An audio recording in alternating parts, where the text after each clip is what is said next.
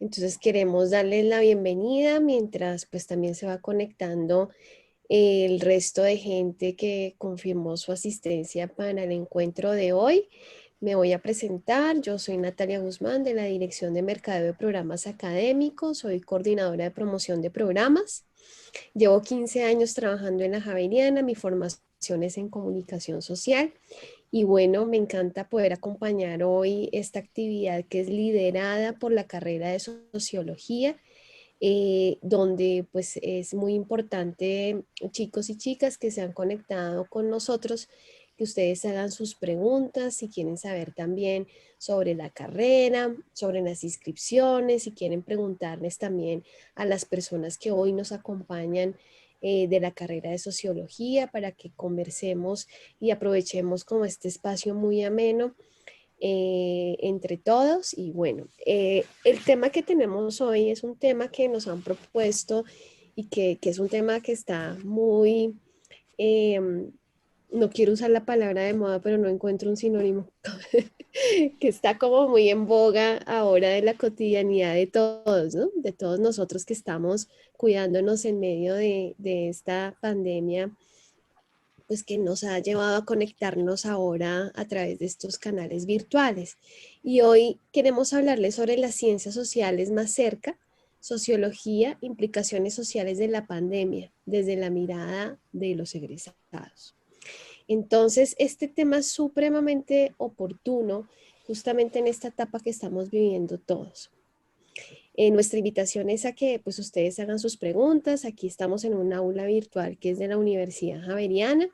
Tenemos también a un anfitrión que ustedes lo ven ahí conectado, se llama Aula Virtual de MPA, que es Andrés Atra, que hace parte de nuestro equipo de la dirección y pues vamos a estar también velando porque esto nos funcione muy bien. Por eso ustedes van a tener acceso al chat para que nos hagan preguntas y también si ya ustedes, mejor dicho, tomaron la decisión y que quieren ser sociólogos javerianos y emprender esta ruta y este camino con nosotros, podemos darles un código para que la inscripción sea gratuita. Entonces, por eso les voy a dejar también mis datos, mi correo electrónico, para que ustedes me escriban y los que se quieran inscribir, pero mejor dicho que ya estén seguros y saben que ese es el proyecto de vida que quieren seguir, con muchísimo gusto los podemos apoyar en esa etapa del proceso de admisión y dándoles también el código. Bueno, ya sin más preámbulo, dado que la carrera tiene muy bien organizada esta actividad, quiero darle la palabra al equipo de la carrera de Sociología de la Facultad de Ciencias Sociales para que se presenten. Sé que hay un moderador, una persona que va a estar moderando la charla para aprovechar al máximo a nuestros invitados especiales. Entonces, pues adelante. Las cámaras y los micrófonos son de ustedes. Gracias Natalia y gracias también a quienes están asistiendo por el espacio. Agradecemos mucho pues que estén conectados, su participación y desde ya les invitamos obviamente a que se apropien del espacio y que en el momento que tenemos pues digamos que destinado para la participación y opiniones lo hagan si así lo quieren. Yo soy Ana María Ramos, soy estudiante de Sociología y monitora de la carrera. Y con la carrera de Sociología y un grupo de egresados, Nicolás, Carlos y Ana, que están viendo en pantalla, pues hemos pensado este espacio un poco para hacer un ejercicio reflexivo que nos permita eh, darles unas ideas de qué es lo que se habla en sociología, como esas reflexiones que solemos hacernos en la carrera aquí en la Javeriana y todas las oportunidades como que tiene académicamente estudiar esto, ¿no? Entonces, ¿cómo lo hacemos? Pues por medio de temas que pueden ser interesantes, que nos trae la coyuntura y que nos toca a todos. Por eso entonces tenemos la participación de Nicolás, que es un sociólogo egresado de la Javeriana, interesado en temas de investigación de sociología de las emociones y de la educación. Tenemos a Ana María Urbina, que es psicóloga y socióloga de la Javeriana también, con intereses de estudios del trabajo, proyecto de vida, subjetividades y estudios de la cultura. Y tenemos a Carlos Villalba, que es sociólogo y realizador visual, con intereses en la comunicación, la cultura, sociología de la educación y sociología visual. Entonces, digamos que la idea aquí es unir un poco los intereses de todos y hablar de, pues, de esto que nos trae la coyuntura actualmente, ¿no? aprovechando esta diversidad de intereses, queremos centrar la discusión, digamos que en tres partes. En el campo de la educación, del trabajo y los flujos informativos, cómo es que eso ha permeado, cómo se ha cambiado y todas las reflexiones que pueden hacerse detrás de, pues, de lo que nos ha tocado con la pandemia, ¿no? Es, digamos que para ese primer momento y empezando ya con la conversación, yo creo empezar a preguntarnos, bueno, si nos sentamos en un contexto educativo, ¿qué diferencias podrían encontrarse en lo presencial y en lo virtual?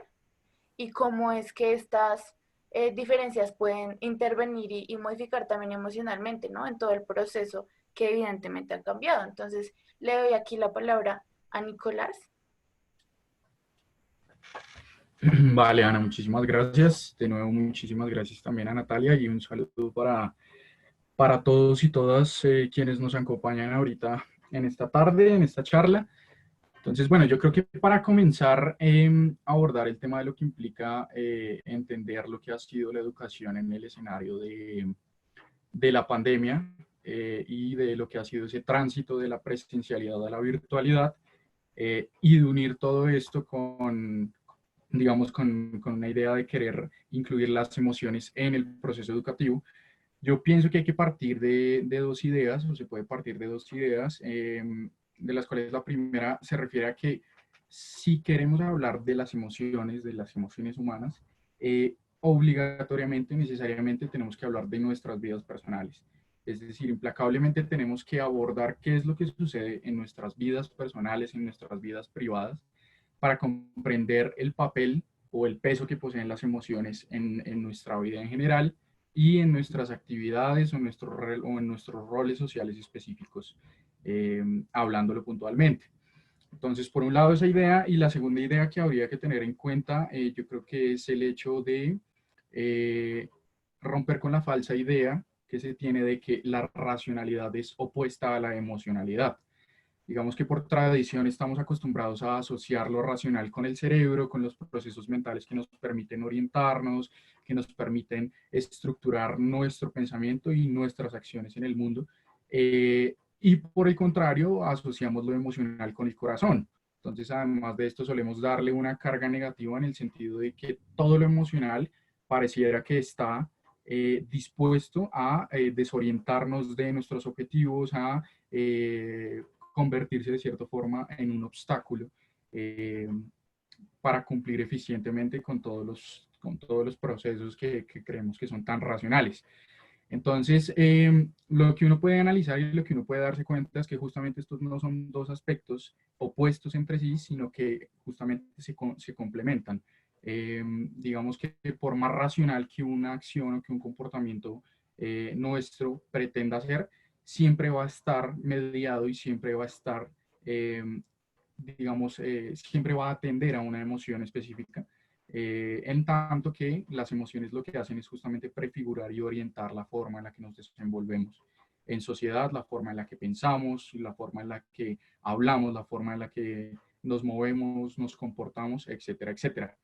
Así que esto lo que nos resalta es que la emoción, lejos de ser distinta a la racionalidad, o de estar opuesta a la racionalidad, justamente tiene un peso cognitivo, un peso en términos cognitivos que nos permite llevar a cabo y desenvolver nuestras vidas día tras día. Entonces, bueno, teniendo presentes estas dos ideas, ya podemos pasar a hablar de lo que implica preguntarse concretamente por el papel de las emociones en el proceso educativo, o sea, en el nivel de la escuela, en el nivel de secundaria o en el nivel universitario. Entonces, una vez más, solemos creer que en un proceso educativo solemos considerarlo como un proceso racional en la medida en que se asiste a un salón, supuestamente a una clase, a prestar atención, a pensar, a cumplir con las tareas y trabajos que se nos asignan, pero digamos lo que esta visión tradicional concretamente de estudiar o del proceso educativo, lo que esta visión tradicional pierde de vista es justamente el hecho de que los participantes, los actores de este proceso educativo, que podrían ser principalmente los docentes y los estudiantes, pues son seres humanos, ¿sí? Es decir, que son personas cargados con dramas, cargados con problemas, con angustias, con preocupaciones, también con expectativas, aspiraciones, no solo emociones negativas, sino por supuesto también emociones de carácter positivo. Pero entonces esto lo que nos resalta es justamente el hecho de que las personas estamos cargadas y estamos siendo constantemente interpeladas por las emociones que sentimos. Es decir, es un poco ilógico intentar pensar o intentar pretender que podemos separarnos y podemos apagar nuestras emociones a discreción y a disposición nuestra dependiendo del escenario social en el que nos encontremos, en este caso el de la educación. Así que en esta medida no tiene sentido pensar que por el hecho de que estamos en un proceso educativo en el que venimos a formarnos, podemos simplemente separarnos de nuestras emociones. Lo que se puede observar al contrario es que justamente estas emociones están presentes en todas las etapas y en todos los momentos del proceso educativo. Entonces, puntualmente, ¿de qué manera podemos hablar o de qué manera podemos dar cuenta de que hay presencia de emociones en el proceso educativo? Eh, Aunque pueden ser muy diversas realmente las emociones y también las emociones que se sienten frente a distintas personas, si estamos hablando de proceso educativo, tenemos que referirnos puntualmente a la relación entre el docente y el estudiante, que son, una vez más, como lo venía diciendo, los actores principales de todo proceso de enseñanza-aprendizaje. Entonces, una emoción muy clara que se puede identificar es justamente lo que podría denominarse coloquialmente como la química que se produce entre un docente y un estudiante, en la medida en que el docente logra conectar y enganchar a sus estudiantes frente a una serie de contenidos, frente a una serie de clases, de temas de discusión, eh, y que podría, digamos, podríamos decirlo de cierta manera como a los esfuerzos que hace el docente por seducir hacia el conocimiento a sus estudiantes. Esto lo que, digamos, lo que puede producir es justamente como una como un tipo de vínculo positivo en términos del proceso educativo, en tanto que genera una serie de empatías entre el docente y el estudiante. Pero bueno, si bien, digamos, este tipo de empatías y de emociones son importantes, lo que uno podría decir entonces es que esa interacción y ese vínculo que se logra establecer depende justamente de la presencialidad del escenario educativo. Es decir, el face to face, lo que solemos llamar de esa manera, la interacción cara a cara, ofrece la posibilidad de llevar a cabo un contacto, un seguimiento, un acompañamiento mucho más efectivo y mucho más rico entre el docente y el estudiante que se está formando. Pero entonces, si bien esta emoción es demasiado importante, justamente la pregunta con la que iniciamos junto con Ana María es referirnos a qué es lo que cambia justamente en esa relación docente-estudiante cuando dejamos de interactuar presencialmente y nos vemos obligados a interactuar virtualmente como nos ha tenido que pasar desde que comenzó el aislamiento obligatorio.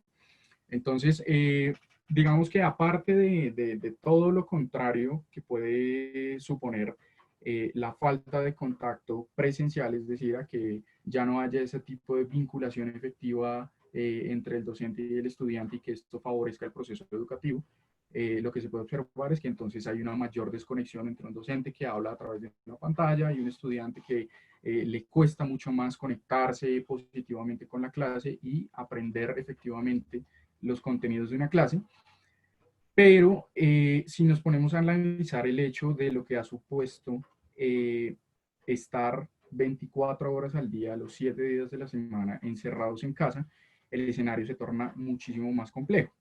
Justamente porque de lo que nos podemos dar cuenta es que el entorno en el que se estudia termina siendo fundamental y termina siendo un factor que pone sobre la mesa un montón de emociones que pueden presentarse en el momento en el que se quiere llevar el proceso educativo a través de la virtualidad. Entonces, ¿a qué nos referimos con esto? A que pues justamente la virtualidad de estar en casa en todo momento lo que ha logrado es generar una no distinción de roles que las personas y que en este caso puntualmente nosotros como estudiantes tenemos que cumplir. Entonces, aparte de ser estudiantes, tenemos que cumplir con actividades domésticas, tenemos que atender una serie de cuestiones que estando en la presencialidad del aula de clase, en un recinto educativo y académico, no teníamos que atender. Entonces, aparte de estas situaciones, lo que nos han mostrado también las cifras de distintas organizaciones es que eh, se ha presentado un incremento en las cifras, valga la redundancia, de maltrato intrafamiliar, de violencia intrafamiliar, de violencia de género, de abuso sexual, etcétera, etcétera, etcétera. Esto lo que nos pone entonces, digamos, sobre la mesa es el hecho de que entonces como estudiantes estamos enfrentados a una serie de situaciones demasiado problemáticas que son disruptivas y lo que hacen es tornarse como justamente un muy grave obstáculo para llevar a cabo de forma adecuada el proceso educativo y que entonces nos pone, digamos, sobre la mesa la necesidad de atender la importancia de el bienestar emocional de los individuos antes que simplemente atender las urgencias académicas que solemos creer que son imperativas y que son las que más importan. Entonces, digamos, ¿cuál es el reto? ¿Cómo entonces lograr aprender si no solo estamos pendientes de la clase en la videollamada, sino que además tenemos la cabeza en distintos asuntos, pero que además son distintos asuntos que son profundamente negativos y que generan unas cargas emocionales profundamente negativas en nuestras vidas en la medida en que nos estamos enfrentando a situaciones, como lo venía diciendo, de maltratos, de violencia, etcétera, etcétera? Entonces, digamos que esto no es que no pasara cuando estábamos en la presencialidad, pero de cierta manera nosotros sabíamos que por más de que pudiésemos tener problemas, situaciones conflictivas en nuestros hogares, estábamos un poco en stand-by, ¿sí? Digamos, no teníamos las situaciones al rojo vivo en ese momento. La diferencia es que ahorita, estando de manera continua en las casas, esto se nos está presentando como un constante bombardeo de emociones y de situaciones problemáticas que simplemente no se pueden dejar de lado y prestarle atención una vez más a una clase, sino que se presentan como situaciones profundamente problemáticas y obstaculizantes.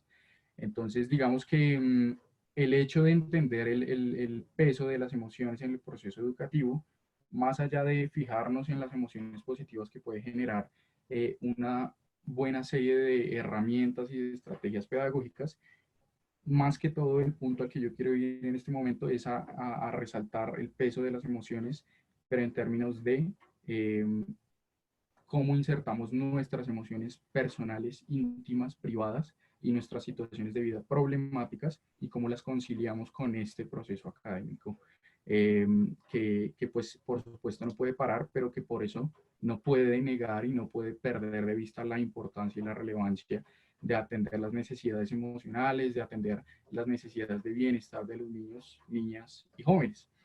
Entonces, ya para finalizar, yo creo que, con lo que terminaría es resaltando el reto que supone la idea de incluir las emociones en el proceso educativo, pues justamente prestarle atención al bienestar emocional de los individuos que se están formando, se nos aparece como una oportunidad no solo de mejorar, digamos, de generar este bienestar, sino que se aparece también como una oportunidad de garantizar una buena salud mental y por ende también un buen rendimiento académico. Entonces, creo que el orden de los factores en ese sentido debe cambiar un poco y por más de que es un reto loable, desarrollar toda una serie de estrategias virtuales que permitan garantizar los objetivos de formación, creo que primero hay que prestar atención a los entornos en donde se está estudiando, a las necesidades emocionales, las necesidades frente a las situaciones problemáticas de vida que están teniendo que experimentar una vez más ininterrumpidamente los estudiantes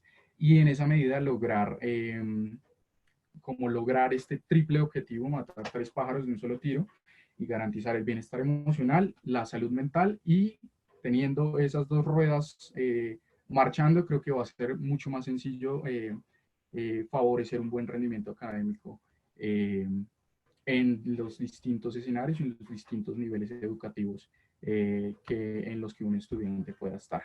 Entonces, estos roles, creo que esta no distinción de roles es a la que más atención hay que prestarle, analizar de qué manera todo esto se conjuga y de qué manera negociamos y mediamos con estas cosas al interior de los hogares. Entonces, creo que para hablar de lo que implica cumplir y desempeñar distintos roles dentro de los hogares, puntualmente con lo que tiene que ver con el rol de ser además el trabajador, de llevar el trabajo a casa, pues creo que Ana María nos puede ilustrar de mejor manera. Entonces, pues bueno, creo que esa sería mi intervención. Muchísimas gracias. Gracias, Nicolás. Sí, evidentemente como estar, o sea, tener que guardarnos, digamos que cada uno en nuestros hogares y lo estarán viviendo quienes nos acompañen, tener que pasar la educación a lo virtual y encerrar las distintas, como los distintos momentos de la vida que teníamos en un solo espacio, pues genera muchísimas, no sé, como cuestiones que son obviamente interesantes reflexionar, así como la cuestión de las emociones y todo lo que ha ido a la educación, el trabajo sin duda también ahí es un tema importantísimo que hay que hablar y que creemos obviamente que ha tenido transformaciones, ¿no? Porque pues la pandemia pues lo ha permeado todo. Entonces, Ana, ¿tú crees, bueno, cómo analizar estas transformaciones? ¿Crees que en realidad han habido cambios? O sea, Nicolás identifica algunos que son importantes, que se están viviendo y cómo es pensar esto, pero desde el campo del trabajo.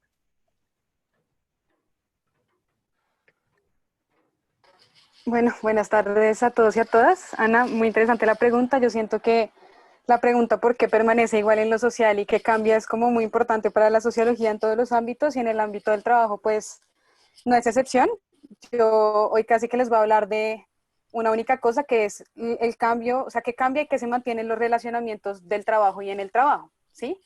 Muchos otros temas podrían surgir, como por ejemplo la diferencia entre presencialidad y virtualidad, todo este asunto de los discursos organizacionales y cómo van a cambiar para la productividad y qué implica esto para el sujeto trabajador y demás. Pero como les digo, nos vamos a centrar en toda esta cuestión de cómo se dan esas interacciones o esas relaciones entre sujetos en el ámbito de lo laboral. Casi que en dos ramitas, que son una, toda la cuestión del balance vida personal, vida familiar y vida laboral cuando se está trabajando desde casa. Y segundo, qué pasa con esas relaciones del trabajo y que se dan en el trabajo, sobre todo entre compañeros. Y pues vamos a arrancar con aquello que cambia. Y con aquello que cambia primero en toda la cuestión de lo personal, lo familiar, lo laboral y este balance. Pues ahí sí, como retomando un poco las palabras de Nicolás, casi que tenemos un montón de roles como personas, y lo que está sucediendo ahora es que sobre todo para la gente que está haciendo teletrabajo, pero no únicamente, con toda la cuestión pues del aislamiento, todos estos roles sociales empiezan a compactarse en un mismo espacio y en un mismo tiempo, ¿sí?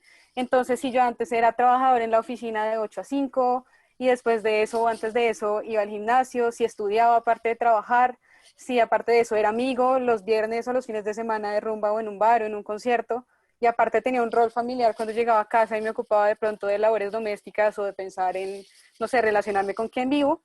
Ahora todos estos roles están compactados en un mismo lugar y están compactados en un mismo espacio.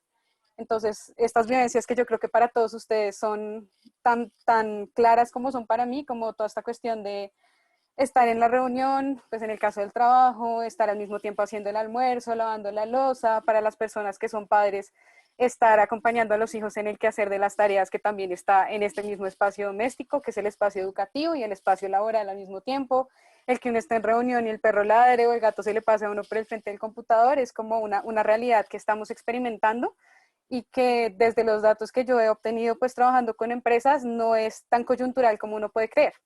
Hay muchas empresas que están en estos momentos pensando, porque se han dado cuenta de que para ellos es un buen negocio, que los trabajadores sigan desde la casa. ¿Por qué? Porque implica como una disminución en costos, por ejemplo, de electricidad, de internet, de agua, entre muchas otras cosas, y porque hay un fenómeno ahí y es que la productividad en la mayoría de las organizaciones como mínimo se ha mantenido igual. En la mayoría de las organizaciones la productividad ha aumentado y ha aumentado bastante por algo que también vamos a hablar ahorita, que es el aumento de las jornadas laborales. Ya no se trabaja solamente hasta las 5, sino muchas veces hasta las 8, 9, 10 de la noche, los fines de semana y demás. Entonces, lo que sucede con las organizaciones es que ahora quieren que la mayoría de sus trabajadores estén en casa o como mínimo que vayan a la oficina unos días sí y unos no. Y esto pues implica que toda la cuestión del teletrabajo no sea como tan coyuntural como, bueno, ahorita ya a poquitos volvemos a salir y todo vuelve a ser como antes, sino precisamente es una realidad que para muchas personas va a continuar. Esto puede implicar muchas cosas en cuanto a dinámicas e interacciones en el núcleo familiar. Entonces, por ejemplo, es un reencuentro, es la posibilidad de empezar a establecer y a desarrollar ritmos y a desarrollar rutinas que antes no se tenían y no existían, sobre todo pues como en el marco de la semana, ¿no? De lunes a viernes, donde de pronto nos encontrábamos todos a las 6 de la tarde para comer, pero no, pues para establecer una rutina, compartir tiempos y compartir recursos durante todo ese tiempo de lunes a viernes, desde por la mañana. Tiene que ver pues también con una situación complicada para el balance hogar-trabajo, sobre todo para personas, por ejemplo, que tienen unas condiciones demográficas particulares, quienes son, por ejemplo, únicos responsables económicos del hogar, quienes son únicos cuidadores de otros o cuidadores de otros, sobre todo en el caso pues de las personas trabajadores que tienen hijos, nietos, sobrinos en edad preescolar, personas en condición de discapacidad, adultos mayores, lo cual requiere pues una carga de cuidado que cuando uno la interpela con todos esos otros roles sociales que comparten espacio, pues está generando bastante malestar y desequilibrio también en el plano de lo emocional. Y esto teniendo en cuenta también el contexto más grande en el que estamos ahorita, ¿no? Colombia está ahorita en una situación en la que tiene la tasa de desempleo más alta de su historia, la posibilidad de tener una seguridad psicológica y económica, pues de poder seguir manteniéndose en las condiciones materiales en las que estamos es muy complicada y esto genera un malestar adicional pues precisamente a todo este desbalance de las cargas que se presentan en este ambiente. En cuanto al trabajo, hay otra cosa que va a cambiar que también es muy importante y es el hecho de que casi que todas las relaciones y muchos de los roles que se corren del trabajo a la casa están ahora en la casa, ¿sí? Entonces, el trabajo antes era un espacio no solamente para ir a trabajar y ganarse el sueldo, sino también era un espacio de socialización y era un espacio de interacción.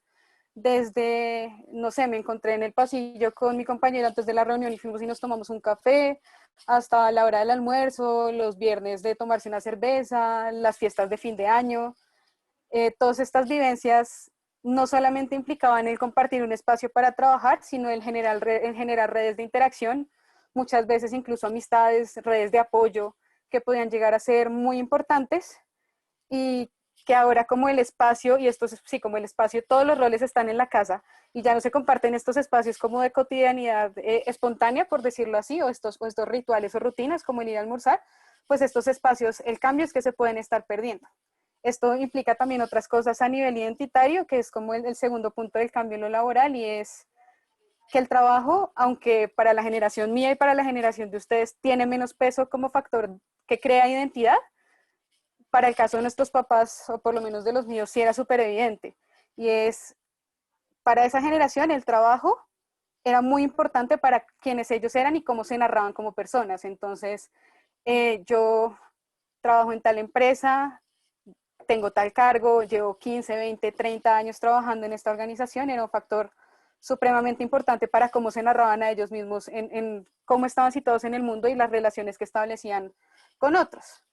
Y pues este es un asunto que ya venía cambiando, el trabajo cada vez tenía menos importancia para toda esta cuestión identitaria, gracias a procesos como por ejemplo la globalización. Ahora no sé, uno se define más por el tipo de música que escucha, los eventos a los que va, los libros que lee, el equipo de fútbol al que uno pertenece, sus aficiones, como que se queda identidad en muchos otros espacios, pero pues el trabajo sí seguía siendo un factor pues identitario, ¿no? Y es un momento al que le dedicamos gran parte de nuestra vida y de nuestra cotidianidad.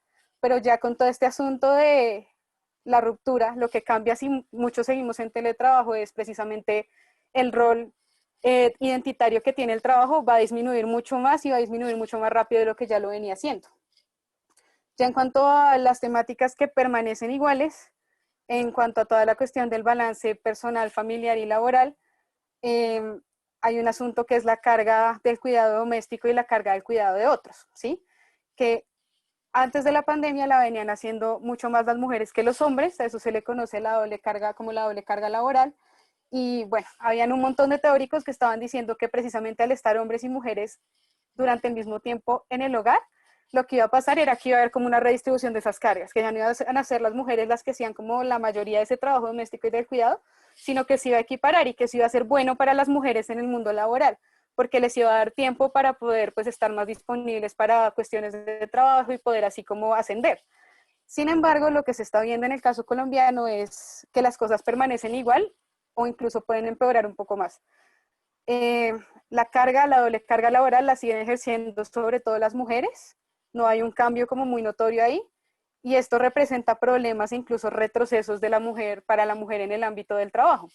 ¿Por qué? Porque sí puede generar desestabilidad el hecho de ya tener todos estos roles en un mismo lugar. Si tú tienes muchas más cargas de cuidado, esto hace que mantener ese equilibrio sea mucho más difícil.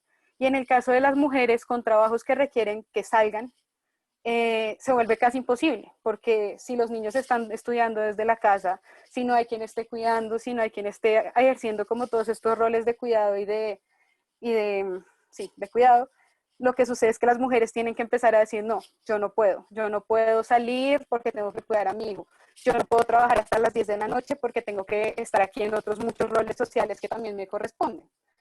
Y como les decía, ahorita con toda esta cuestión del teletrabajo, las jornadas se están alargando, las empresas están como viendo estas tasas de productividad como algo que va a ser casi que el nuevo normal, entonces implica para las mujeres menos oportunidades de acceso y permanencia en el trabajo.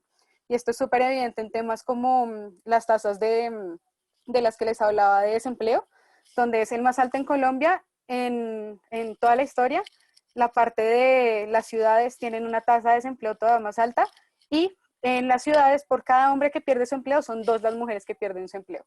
Y en cuanto ya a esta última parte, que es lo que puede llegar a permanecer igual en el ámbito pues, laboral, en el caso de las personas que vuelvan a las oficinas, se dice que las relaciones entre compañeros van a permanecer igual, en muchos casos pueden incluso mejorar, debido a que pues, si ha habido una experiencia que puede ser traumática, que puede generar malestar emocional y que de pronto sí se han construido redes de apoyo más allá del trabajo, pueden generarse relaciones mucho más sólidas que solo el compañerismo. Sin embargo, sí hay un cambio ahí que va a ser brutal, va a ser muy importante y yo siento que es como de lo que deberíamos hablar y es esta cuestión de la corporalidad, cómo va a cambiar la manera como desde el cuerpo nos relacionamos con los otros. Si el saludo universal del mundo del trabajo era darse la mano, eso es algo que ya no se puede hacer. Las reuniones de fin de año, el acercarse al lado de la oficina, sentarse al lado del compañero, compartir comida, son cosas que ya no van a poder suceder. Y esto pues también en relación con toda la información que ha circulado que nos dice que tenemos que comportarnos y cuidarnos de ciertas maneras, como pues el no tocar, el lavarse las manos y demás. Y pues ya es un llamado un poco a que observemos qué se nos viene ahorita en el mundo del trabajo en cuanto a estos cambios y a estas cosas que pueden permanecer estables. Gracias. Gracias, Ana.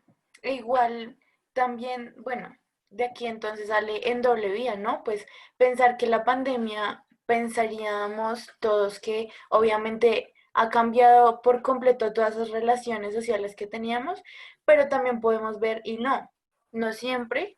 eh, y bueno, y eso también es interesante, ¿no? O sea, no dar por sentado precisamente esto es lo que permite un poco estas reflexiones que nos hacemos desde nuestro como saber y es eso, ¿no? No darlo todo por sentado, sino ver como esas cascaritas que están detrás y realmente ver como en retrospectiva todo. Entonces, como tú mencionabas, bueno, sin duda, por ejemplo, esta cuestión de los flujos informativos son importantísimos porque pues también están en todo y porque son ahora nuestra forma de contacto, ¿no? O sea, de saber qué pasa afuera, de comunicarnos, de todo. Entonces, para eso, pues, te hago a ti la pregunta, Carlos, de, pues, ¿cuál es ese análisis que se puede hacer de los flujos informativos que ya ha mencionado Ana, que sin duda, pues, permean muchísimo en el contexto del trabajo, pero que también tienen un impacto en cualquier acción social, cualquier acción colectiva que nos pensemos, ¿no? O sea, desde el trabajo, claro,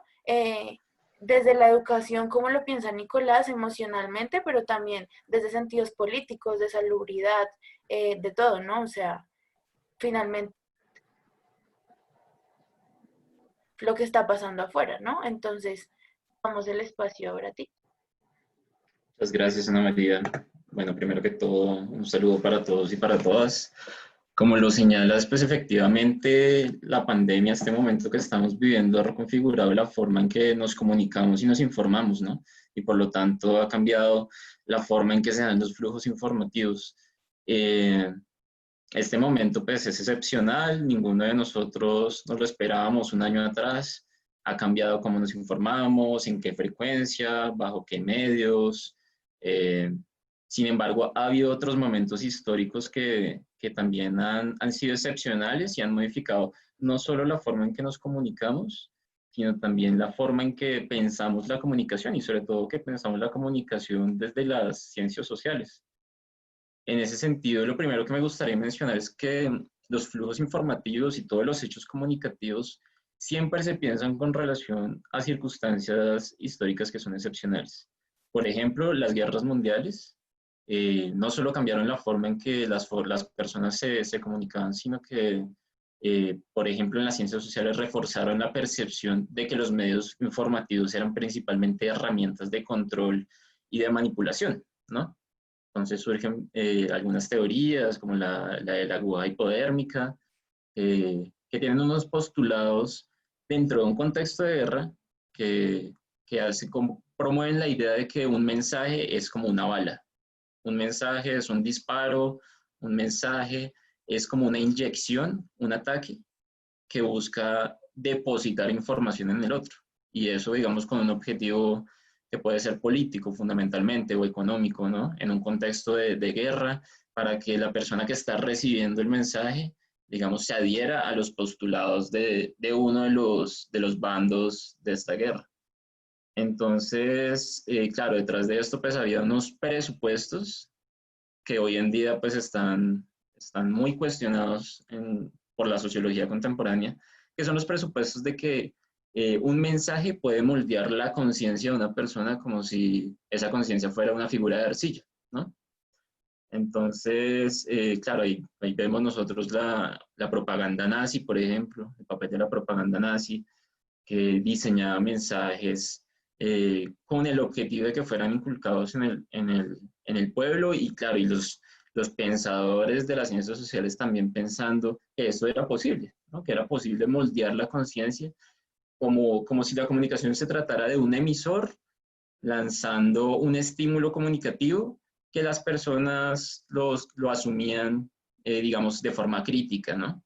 Bajo el presupuesto de que el pueblo es una masa acrítica, amorfa, que simplemente recibe información y ya.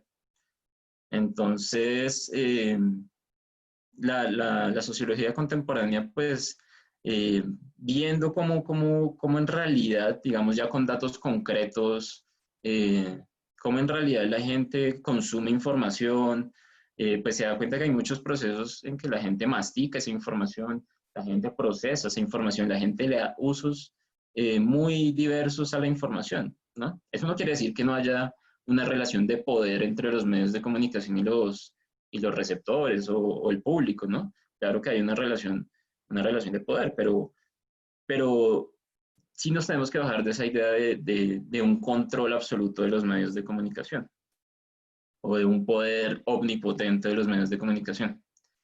Entonces, claro, se puede decir ante esto, bueno, si ese control o ese poder de manipulación de los medios no fuera tan fuerte, porque en miles de empresas o partidos políticos gastan millones de pesos invirtiendo en publicidad, ¿no?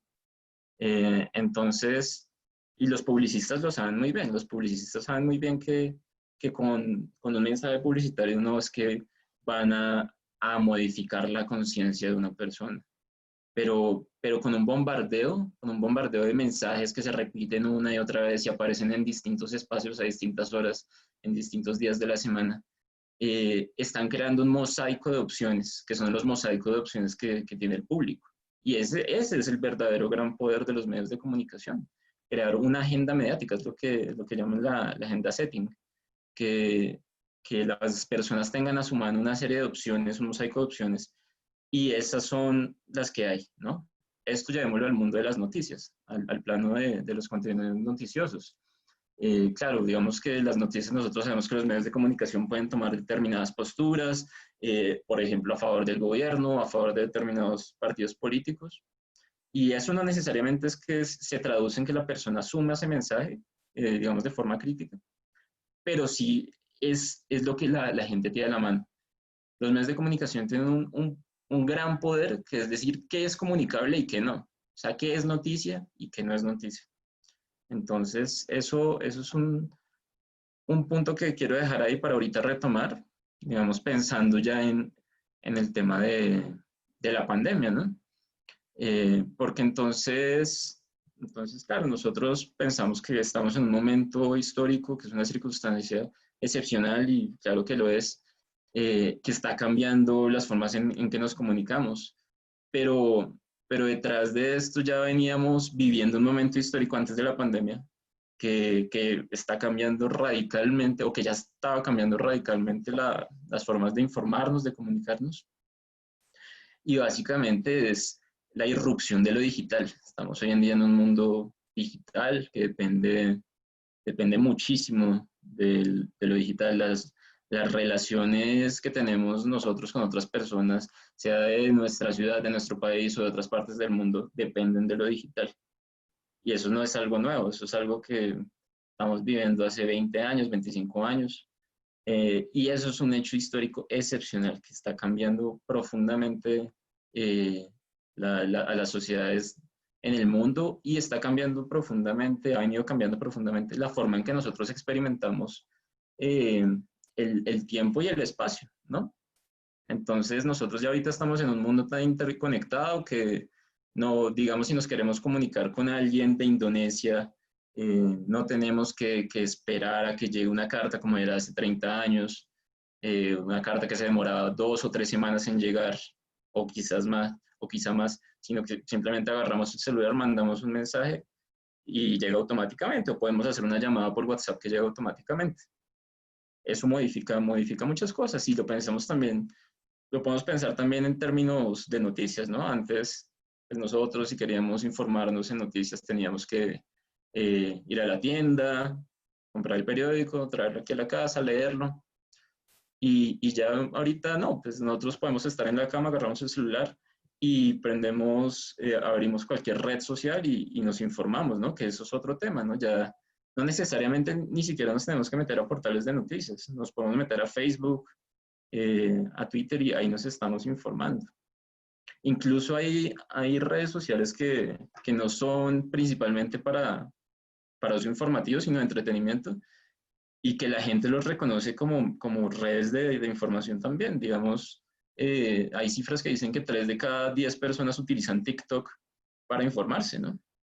Entonces eso también nos tiene que hacer pensar mucho el tema de la información, hoy en día cómo la estamos viviendo, y bueno, en la pandemia, ¿qué pasa? En la pandemia, todos estos cambios que ya veníamos viviendo por lo digital se radicaliza la dependencia a lo digital, ¿no? Hay un pensador de la comunicación muy importante que decía que los medios electrónicos hoy en día se vuelven casi como una extensión de nuestro cuerpo, ¿no? O sea, un celular conectado a internet es casi como otra mano, ¿no? Una mano que se vuelve casi necesaria, ¿no? Yo creo que en la experiencia de nosotros estar una semana sin celular y sin acceso a internet, pues impacta, ¿no? Impacta fuertemente. Entonces, entonces, teniendo en cuenta esto, pues nosotros ahorita en la pandemia estamos viviendo, si ya veníamos con una dependencia muy fuerte hacia lo digital, esa dependencia se ha hecho mucho más fuerte, ¿no? Muchísimo más fuerte. Pensemos hace 100 años cómo se vivía una pandemia, ¿no?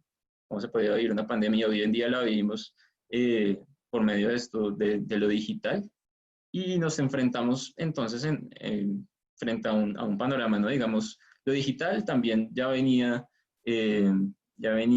siendo una cuestión que derivaba en que nosotros estuviéramos saturados de información, ¿no? Encontramos información por todo lado. ¿Y qué pasa? Ahorita en la pandemia eso está creciendo muchísimo y principalmente el papel de las fake news, de las noticias falsas. Hay estudios que dicen que durante la pandemia la circulación de noticias falsas ha aumentado más del 1000%. Y bueno, nosotros ya sabemos las implicaciones que podía tener las fake news, o más bien el papel que jugaban, ¿no? Ya sabemos que jugaban un papel bien importante, por ejemplo, en lo electoral, en las elecciones. Está el ejemplo de Trump, que, pues bueno, está como comprobado que las fake news jugaron un papel determinante en su elección como presidente. También aquí en Colombia, en el plebiscito por la paz, ¿no? Digamos, el mismo jefe de campaña del no, de la campaña por el no. Él mismo aceptó el papel que jugaron las noticias falsas en todas estas elecciones. Pero entonces ahorita estamos en un momento que ya, claro, lo electoral sigue siendo fundamental, pero no solo eso, ¿no? También es el tema de que está afectando temas de salubridad pública, ¿no? Nosotros vemos un montón de contenidos noticiosos que dicen, tómate el jugo de naranja o el jugo de limón y casi que no vas a tener que utilizar tapabocas. Hay noticias que dicen que, por ejemplo, el consumo de cocaína puede prevenir el COVID. Eh, Aquí tengo una, por ejemplo, que dice que usar tapabocas puede causar neumonía, ¿no? Entonces, ¿qué pasa? Estas noticias, estas fake news son un riesgo porque las fake news están hechas para contagiarse muy rápidamente, para contagiarse como si fueran un virus. Y de alguna manera lo logran, ¿no? Porque la circulación de las fake news es, es sorprendente. Eh, bueno, nosotros también en Colombia nos tenemos que preocupar teniendo en cuenta las cifras de América Latina. Hay estudios que dicen que Colombia es el segundo país con más recepción de fake news. Y dicen que el 73% de las personas, de los colombianos, creen en fake news. Entonces, eso nos tiene que poner a pensar. También otros estudios que dicen que el 26% de los colombianos se informan por redes sociales y no por portales de noticias. Lo que les decía de TikTok, que 3 de cada 10 personas utilizan TikTok. Entonces, bueno, digamos, nosotros en todo este panorama informativo creemos que Twitter es la plataforma más relacionada con contenidos noticiosos. Pero si nosotros vemos en la práctica, la gente se informa mucho más que por Facebook o por WhatsApp que por Twitter, ¿no? Y por ejemplo, los influencers o los llamados haters hoy en día son más noticiosos que los portales de noticias, ¿no? Entonces, eh, esto llama la atención y es un tema importante de reflexión porque, claro, nosotros podemos pensar que las fake news solo funcionan, digamos, con la gente, entre comillas, desprevenida, ¿no?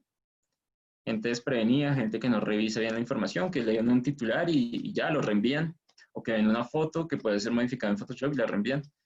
Y también los estudios dicen que la gente una gran parte de las personas que creen en noticias falsas son personas con títulos profesionales, ¿no? Entonces, digamos esto para que le dejemos de echar la culpa a regañar a los tíos o a las tías porque pensamos que son los únicos que comparten noticias falsas. Yo estoy seguro que nosotros aquí, por lo menos una vez, hemos compartido una noticia falsa, ¿no? Y, y esto, digamos, ¿para qué es una fake news, no? Nosotros ya toda la vida, toda la historia ha habido un vínculo entre noticia y mentira, ¿no? Entre información y mentira, eso ha sido un vínculo histórico. Pero la fake news, digamos, es un formato nuevo de mentir porque utiliza la estética del periodismo, utiliza el lenguaje del periodismo y utiliza parte de la autoridad que dota el periodismo para mentir. Entonces, ahí yo recuerdo ahorita que hablaba de la propaganda nazi, pues había una persona que trabajó, digamos, de la mano con Hitler, que fue Goebbels. Él decía, pues el famoso propagandista del régimen nazi decía que una mentira repetida 1000 veces se vuelve verdad, ¿no? Y esa, digamos, que es la fórmula con la que funcionan las fake news. Entonces, bueno, digamos que diciendo todo esto, no quiero que caigamos en esas teorías que se utilizaron justamente en esas épocas de guerra, de las guerras mundiales, en las que se pensaba que los medios controlaban todo, ¿no? Y que controlaban las conciencias. Porque, claro, de las fake news también pueden haber muchísimos usos, ¿no? De una fake news yo puedo decir, listo, agarro esta parte, esta no. Eh, Hay muchísimos usos y eso es un tema como para indagar seriamente. ¿Cómo es la recepción de las fake news? Pero era lo que les decía, digamos que el peligro grande eh, no es que yo lea una fake news e inmediatamente me la, digamos, crea directamente en eso. El peligro es que eso está en mi agenda, eso está en mi agenda mediática, eso está en mi mosaico de opciones. Y el bombardeo es tan grande que llega muchísimo, ¿no? Entonces es como una hiperpresencia de estas opciones informativas.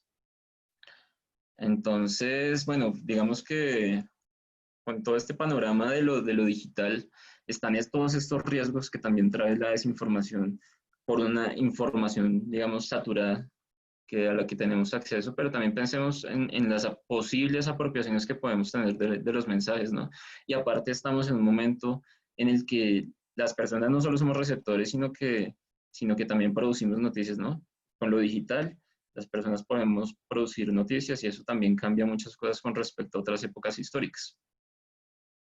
Y bueno, pues ya para cerrar estas palabras, quiero mencionar que toda esta pandemia pues demuestra en últimas, ya lo habían mencionado mis compañeros, la importancia de las relaciones cara a cara, ¿no? A pesar de esta profunda dependencia que tenemos hoy en día de lo digital, eh, la relación cara a cara se muestra que es fundamental en las relaciones sociales. Frente al tema laboral del que hablaba Ana María, pensemos, porque antes de la pandemia los empresarios, un empresario de América se comunicaba con uno de Asia, querían cerrar un negocio. Digamos, cerrar un negocio se podía hacer perfectamente por Skype. Sin embargo, en muchas de estas ocasiones se hacían viajes de 24 horas para conocer a la persona con la que yo voy a cerrar un negocio, ¿no? Eso, digamos, ya de entrada muestra que las relaciones cara a cara son irreemplazables y como lo decía Nicolás, pues que eh, el hecho de que todo sea a distancia, eso tiene unas implicaciones emocionales muy fuertes, ¿no? También con respecto a eso, pues todos nosotros sabemos que uno no solo va a la universidad o al colegio a estudiar y aprender contenidos, uno va a socializar, uno va a hacer amigos, uno va a departir, uno va a entretenerse. Entonces, la pandemia nos vuelve más dependientes de lo digital, pero a la vez nos demuestra que lo cara a cara sigue siendo vital e irreemplazable.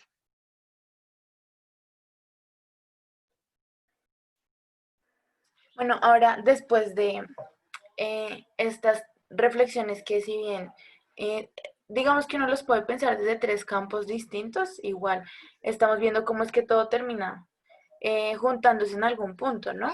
Em, Les invitamos a quienes están participando, si tienen alguna pregunta, comentario que hacer, la pueden hacer por el chat, son bienvenidas. Y ahora hablar un poco, pues, bueno, ya hicimos este análisis desde diferentes, digamos que contextos o sí, como cuestiones sociales y entonces ahora preguntarnos em, cómo es que la formación académica en sociología que brinda, por ejemplo, sí, que brinda la Javeriana, les ha permitido a ustedes como construir, pues, como todos estos análisis y reflexiones que están haciendo, ¿no? ¿Qué herramientas consideran que les ha brindado la universidad, pues, la Javeriana en esa formación como sociólogos y sociólogas? Y cómo es que han podido llevar esas reflexiones, aterrizarlas, eh, por ejemplo, ahora en su campo laboral o en su quehacer investigativo, ahora que ya salen al mundo pues profesional y dejan, digamos que la academia.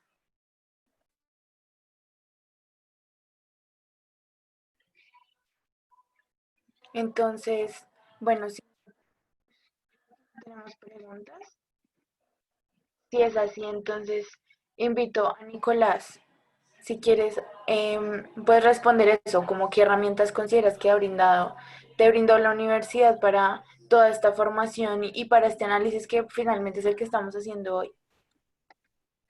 Sí, pues yo creo que vale muchísimo la pena resaltar, digamos, el tipo de formación que nos dan en sociología, puntualmente en la Javeriana, que podría, digamos, resumirse en que nosotros no estudiamos sociología por autores, sino que la estudiamos por problemas, es decir, por problemas sociológicos y no por autores. Entonces, ¿esto qué es lo que nos ofrece? ¿Cuáles son las ventajas que nos ofrecen? Desde mi perspectiva, son justamente el hecho de que en la medida en que tú estás estudiando un problema sociológico, un problema social, eh, puedes llegar a sentirte muchísimo más identificado o identificada con esa problemática que estás analizando. Así, por el contrario, lo que haces es aprender una serie de autores, como ha sido la enseñanza tradicional de la sociología en distintas generaciones, en generaciones pasadas, que como lo decía, es aprendido a partir de autores. Entonces se daba clase de Marx, se daba clase de Weber, se daba clase de este autor, de este aquel, de este otro. Entonces, en mi opinión, esto puede, más allá de que por supuesto es muy importante eh, el dominio teórico de los distintos autores y de sus propuestas, pues esto puede incurrir en que terminemos formándonos para como recitar autores y no para analizar complejamente y sistémicamente distintas problemáticas de las cuales hacemos parte. Entonces creo que esta posibilidad de estudiar sociología por problemas sociológicos y no por autores nos ofrece la posibilidad de entender la complejidad de una problemática, pero además darnos cuenta que en muchas de ellas estamos involucrados, hacemos parte de dichas problemáticas y pues que en últimas es también una oportunidad para sentirnos parte no solo de los análisis que muchas veces se quedan en las cuatro paredes de la academia, sino justamente para sentirnos como parte, como una herramienta de cambio frente a este tipo de problemáticas y de análisis. Y Ana, pues bueno, ¿cuál, ¿cuál crees que ha sido tu experiencia o qué crees que te deja esta, pues como esta formación? Además, doble que es psicología y sociología y obviamente te permite ampliar muchísimo más la mirada. Sí, sí, yo creo que voy a arrancar respondiendo precisamente por la universidad para luego ya pasar al programa. Yo arranqué estudiando psicología, me gustó, pero dije, no, a mí hay cosas que me están faltando aquí, entonces terminé estudiando sociología también, fue una muy buena elección. Uno paga solamente un semestre, el de la más costosa, mientras esté estudiando ambas, y entonces eso le da a uno la posibilidad de no tener que hacer 4 años y 5 años, sino precisamente poderlas hacer al tiempo. Yo en realidad me gradué el mismo año de ambas, entonces esa es una súper ventaja. Las ayudas que da la Javeriana en cuanto a becas por excelencia y todo ese tipo de cosas también permiten que el tránsito de uno sea como mucho más fácil. Y ya en cuanto a la carrera, yo me siento muy feliz, o sea, me siento muy feliz pensando sobre todo en los profesores, o sea, en la capacidad de análisis, en la cantidad de puertas que le abren a uno, porque uno puede tener intereses tan distintos como los de nosotros y muchos otros más, y la actitud de los profesores para mí siempre fue, no, de una, métete por este lado, métete por este otro lado, aquí está este teórico, aquí está este grupo, sí, como este interés en ejercer conexiones y en encontrar grupos en los que uno pueda encontrar qué le gusta y luego pues aplicar eso en el campo laboral me parece maravilloso, porque a mí me dio una perspectiva como de empezar a buscar espacios que yo sentía que de pronto, no sé, no eran como los temas más tratados, como en el caso de trabajo, pero pues hay profesores muy duros en el tema y me ayudaron un montón. Y en mi vida laboral eso me ayudó bastante porque yo ahora trabajo en temas de trabajo, en un espacio de una consultoría en recursos humanos así súper seria. Y es para mí eso, buscarse espacios desde la sociología en donde uno puede aportar, en donde uno puede construir sociedad, y esa es como una visión que yo siento que en la Facultad de Sociología tienen muy clara y le inculcan a uno, aparte de tener pues, una visión crítica y tener como muchas fuentes y mucho conocimiento para uno construirse teóricamente y profesionalmente como uno quiere. Sana. Bueno, y entonces ahora te dejo a ti el espacio, Carlos, para que nos cuentes, pues, cuál ha sido tu experiencia. Sí, bueno, yo creo que las herramientas que a uno le brinda la carrera, uno las empieza a ver claramente ya en la vida laboral con cosas muy concretas, ¿no? Claro, yo estoy de acuerdo con lo que decía Ana María de la parte analítica, como en algún sentido es un factor diferenciador de nosotros los sociólogos con respecto a otros profesionales, ¿no? Digamos, a la hora de hacer, en mi caso yo me he dedicado totalmente a la actividad investigativa.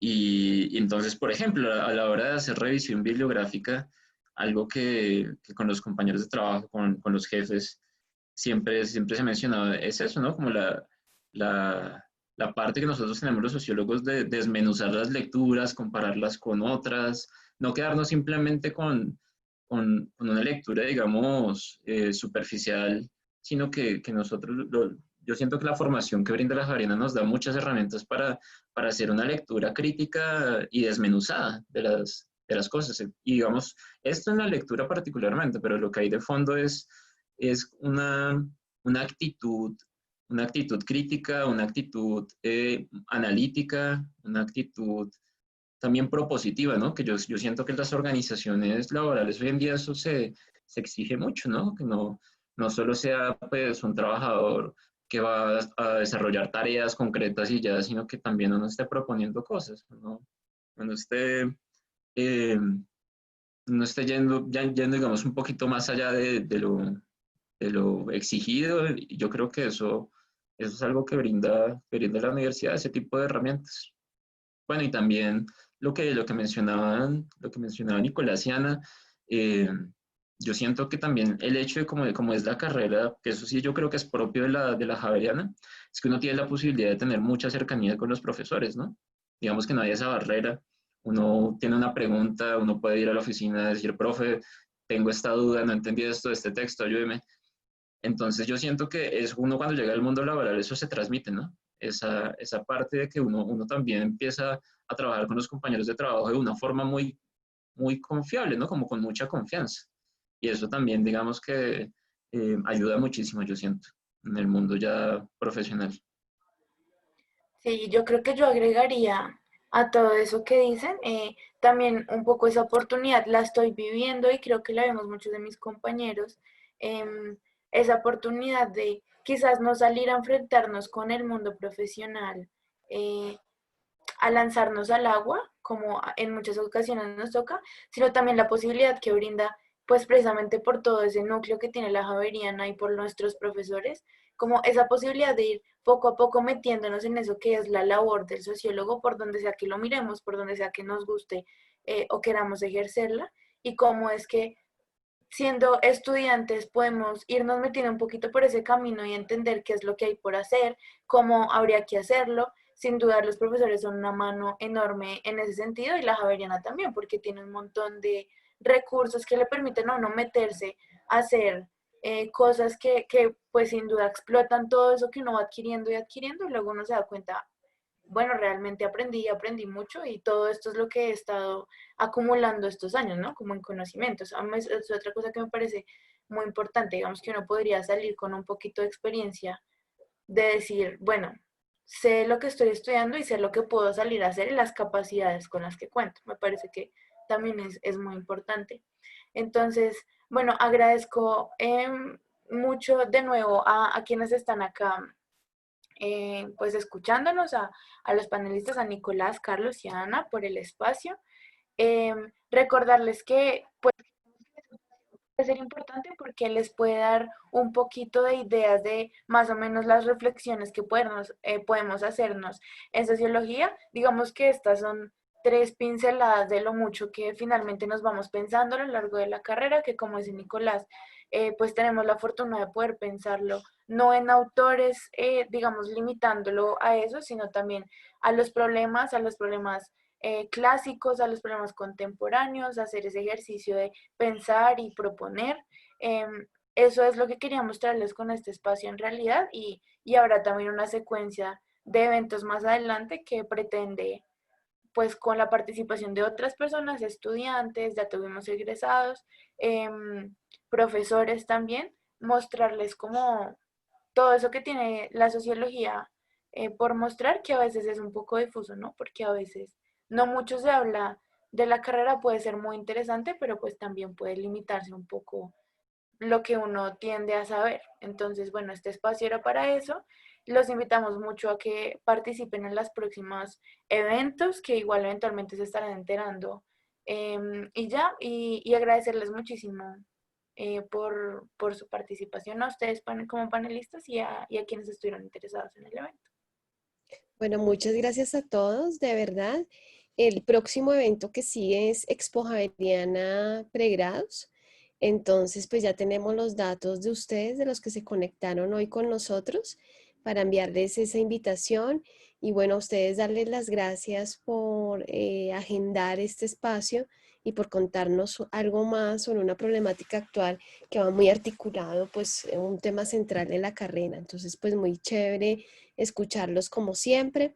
Les dejé también ahí mi correo electrónico a los que estén interesados para poder hacer la entrega del código de descuento para los que se quieran inscribir a la carrera y que no tengan que pagar. ¿Listo? Bueno, no sé si quieran decir algo más. Y ya, esta sesión ha sido grabada porque nuestra idea es poderla compartir. Entonces, pues chévere tener esto como un insumo importante de la carrera y de la facultad.